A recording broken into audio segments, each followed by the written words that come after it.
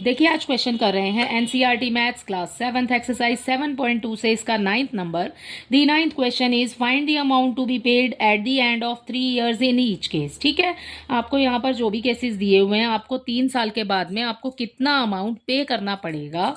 ठीक है, यहाँ पर जो भी आपको दिया हुआ है ना बच्चे, उसको सॉल्व करके आपको बताना है कि 3 साल के बाद आपको इस प्रिंसिपल के ऊपर वो जो इंटरेस्ट लगेगा वो भी प्लस करके बताना है, और उसके बाद आपको आंसर बताना है कि कितना अमाउंट आपने 3 साल के बाद पे करना है। ठीक है, देखो यहाँ पर प्रिंसिपल आपको दिया है 7,500, रेट आपको दिया है बच्चे 5% पर एनम, यानी कि 1 साल का 5%। ठीक है, आपने कितने का फाइंड करना है? 3 साल का। ठीक है, तो सबसे पहले जो जो चीज गिवन है वो लिख लेते हैं इस क्वेश्चन के अंदर।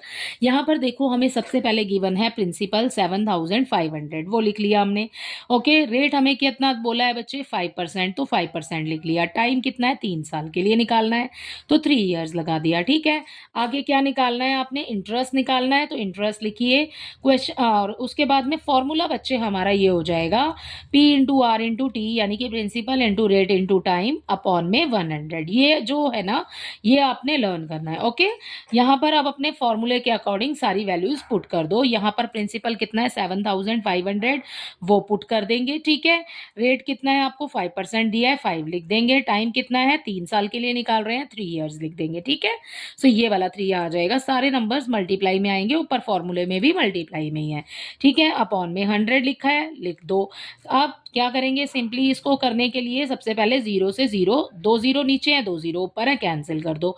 ठीक है, 75 की मल्टीप्लाई 5 से कर लो, और उसकी मल्टीप्लाई फिर 3 से कर लो। ठीक है, पहले 5 से कर ली तो ये आ गया, इसकी मल्टीप्लाई इस वाले 3 से करेंगे तो हमारे पास ये वाला नंबर आ जाएगा 1125। ठीक है, सो 1125 आ गया इंटरेस्ट 3 सालों के लिए। अगर हम किसी से 7500 रुपीज लेते हैं 3 साल के लिए 5% के रेट से, तो हमें कितना इंटरेस्ट पे करना पड़ेगा?